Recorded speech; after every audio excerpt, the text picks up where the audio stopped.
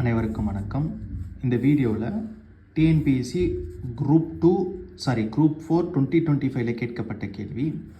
So இந்த கேள்வி பார்த்திங்கன்னா நம்ம சேனலில் பிஒய்க்யூ எப்படி அனலைஸ் பண்ணணும் அப்படின்னு சொல்லியிருக்கோம்.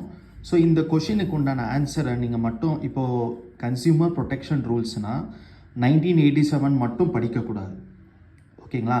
கன்சியூமர் ப்ரொடெக்ஷன் ரூல்ஸ்னால் என்னன்றத ஒரு 2 லைன்ஸாவது நீங்கள் ஒரு நோட் போட்டு எழுதின்னு வரணும். ஓகேங்களா? ஸோ அப்படி எழுதுனீங்கன்னா தான் நீங்கள் எக்ஸாம், அதாவது இப்போது நோட்டிஃபிகேஷன் வருதுன்னா அதுக்கு ஒரு 4 மந்த்துக்கு முன்னாடி நீங்கள் டெஸ்ட் சீரிஸ் அட்டன் பண்ணுவீங்க. அந்த டெஸ்ட் சீரிஸ் அப்போது பார்த்தீங்க அப்படின்னா நீங்கள் பிஒய்க்யூ படிச்சுட்டு போனீங்கனாலும் சரி, இல்லை எக்ஸாமுக்கே பிஒய்க்யூவை நோட்ஸை நீங்கள் ஃபாலோ பண்ணிங்கனாலும் சரி, உங்களுக்கு ரொம்ப ஈஸியாக இருக்கும். சரிங்களா? பிஒய்க்யூலேருந்து அப்ராக்சிமேட்லி 25 கொஷின்ஸ்க்கு மேலவே வரும், தாராளமாக வரும். நீங்கள் நாட் ஒன்லி பாலிட்டி, எல்லா சப்ஜெக்ட்ஸுக்குமே கம்பேர் பண்ணோம் அப்படின்னா ஏதாவது ஒரு லூப் ஹோல் அதில் இருக்கும். ப்ரீவியஸ் இயரோட கொஷினோட லூப் ஹோல் அதில் இருக்கும். ஓகேங்களா? ஸோ அதனால் ப்ரீவியஸ் இயர் கொஷின் பேப்பர் கன்ஃபார்மாக படிக்கணும். அதில் சிம்பிளாக அதை பற்றி ஒரு 2 லைன்ஸாவது நோட்ஸை கண்டிப்பாக நீங்கள் எடுத்தாகணும். அப்படி எடுத்திங்கன்னா தான் உங்களுக்கு ரிவைஸ் பண்ணுறதுக்கு கரெக்டாக இருக்கும். ஏன்னா எக்ஸாம் டைமில் உக்காந்துட்டு இது நம்ம அந்த டைமில் பார்த்திங்கன்னா ஆன்சர் கன்சியூமர் இப்படின்னு மனப்பாடம் பண்ணுவோம். சரிங்களா? அப்படி பண்ணக்கூடாது ஆன்சர். ஓகேங்களா? ஃபஸ்ட்டுலேருந்தே டெய்லி நம்ம சேனலில் பார்த்திங்க அப்படின்னா daily TNPSC group 1, group 2, group 4 எல்லாமே போட்டுட்ருக்கோம் கொஷின்ஸு. ஒரு வீடியோ ஒரு கொஷின் மட்டும்தான். ஓகேங்களா? ஸோ நீங்கள் போய் சேனலில் பார்த்தீங்கன்னா எல்லா கொஷின்ஸுமே இருக்கும். அதோட கிளியர் ஆன்சர் நோட்ஸு எல்லாமே இருக்கும். ஓகேங்களா? நான் சொல்கிறது மட்டும் இல்லாமல் நீங்களும் ஆட் பண்ணி எழுதி வச்சுக்கோங்க. ஒரு நோட் போட்டு டெய்லி ஒரு 10 பிஒய்க்யூ படிங்க. டெய்லி ஒரு 10 பிஒய்க்யூ நோட்ஸ், அதாவது பிஒய்க்யூவோட நோட்ஸ் இருக்கணும். சரிங்களா? பிஒய்க்யூ படிக்கணும். இப்போ இன்னைக்கு பார்க்குறீங்க அப்படின்னா இந்த பிஒய்க்யூ இருக்குது அப்படின்னா கன்சியூமர் ப்ரொடெக்ஷன் ரூல்ஸ்னால் என்னென்னா ஒரு 3 லைன் எழுதணும். ட்ரக் கண்ட்ரோல் ஆக்ட்னா என்ன அப்படிங்கிறது 3 லைன் எழுதணும்.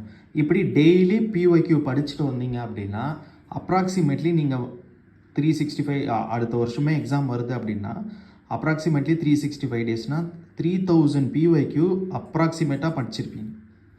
இதுவே போதுமானது தான்.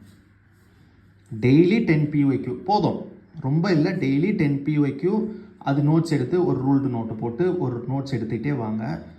இது டைம் கன்சியூமிங் தான். ஒரு 10 பிஒய்க்யூன்றது 1 hour தான். ஓகேங்களா? ஸோ இப்போ டெய்லி 1 hour, ஒரு 6 to 7 what ever your convenient, உங்களோட கன்வீனியன்ட்டுக்கு ஏற்ற மாதிரி 10 கொஷின் இன்றைக்கி படிக்கணும் அப்படின்னு சொல்லி 10 கொஷினோட நோட்ஸ் எழுதிட்டே வாங்க. நீங்கள் எக்ஸாம் போகும்போது உங்கள் கையில் 3000 பிஒய்க்யூக்கு நீங்கள் ஆன்சர் பண்ணியிருப்பீங்க. சரிங்களா? அதை ரிவைஸ் பண்ணிவிட்டு போனாவே போதுமானது தான். ஓகேங்களா? ஸோ இந்த கொஷின்ஸை பாருங்கள். Consumer protection rule 1987. Consumer protection ரூல்னால் என்ன அப்படின்னு பார்த்தீங்க அப்படின்னா, கன்சியூமர் ப்ரொடெக்ஷன்னா இப்போ நம்ம ஒரு பொருள் வாங்குகிறோம், அந்த பொருள் தரமானதாக இருக்கா, தரமானதாக இல்லை அப்படின்னும் போது நம்மளோட குறைகளை எடுத்து சொல்லணும். அதுக்கு ஒரு ஆக்ட் இருக்கணும். அந்த சட்டத்தின் மூலமாக தான் நம்ம என்ன பண்ண முடியும், கோர்ட்டை அணுக முடியும். ஸோ அதுக்கு உண்டான ஆக்ட் தான் 1987. ட்ரக் கண்ட்ரோல் ஆக்ட் பார்த்திங்க அப்படின்னா 1950. இந்த ட்ரக் கண்ட்ரோல் ஆக்ட்னா என்னென்னா, ட்ரக்ஸுனால் இது இங்கே போதைப் பொருள்னு எடுத்துக்கூடாது. இப்போ மெடிசினில் பார்த்திங்க, மெடிசினும் ட்ரக்ஸு தான். மெடிசின் இருக்குது இல்லைங்களா? இந்த மெடிசின் பார்த்திங்க அப்படின்னா எவ்வளோ ட்ரக்ஸை நம்ம சப்ளை பண்ணணும், அதோட ப்ரைஸை எப்படி நிர்ணயிக்கணும் அப்படின்னு சொல்லி இந்த ஆக்டில் சொல்லியிருப்பாங்க. 1950 ஆக்டில். Drug control act 1950. இந்த ஆக்டில் பார்த்திங்க அப்படின்னா எவ்வளோ ட்ரக்ஸ், அதாவது எவ்வளோ மெடிசின், அது உள்ள காம்பினேஷன் இருக்கும். ஓகேங்களா? அந்த மெடிசனோட இப்போ பேராசிட்டமால்னால் அதோட காம்பினேஷன்ஸ் இருக்கும் இல்லையா, அது எவ்வளோ கொடுக்கணும், எவ்வளோ சப்ளை பண்ணணும், அதோட ப்ரைஸை எப்படி நிர்ணயம் பண்ணணும் அப்படின்னு சொல்லி இந்த ஆக்டில் சொல்லியிருப்பாங்க. Next monopolies and restrictive trade policy 1969. ஓகேங்களா? 1969. மோனோபாலினா என்னென்னா, ஆக்சுவலாக மோனோபாலி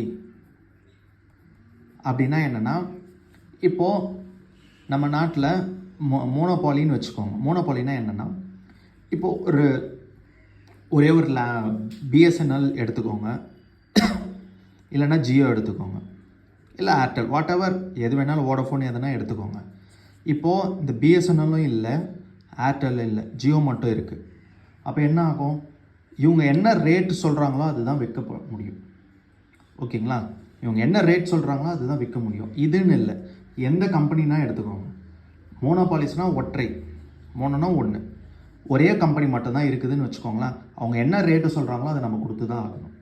சப்போஸ் பிஎஸ்என்எல் மட்டும் இருக்குது அப்படின்னா அது இப்போ காம்படிஷன் வரும்போது என்ன ஆகும் அப்படின்னா, இவன் கம்மியாக கொடுத்தானா கூட இவன் கம்மியாக கொடுப்பான், ஐயோ அவன் கம்மியாக கொடுக்குறானே அப்படின்னு சொல்லிட்டு.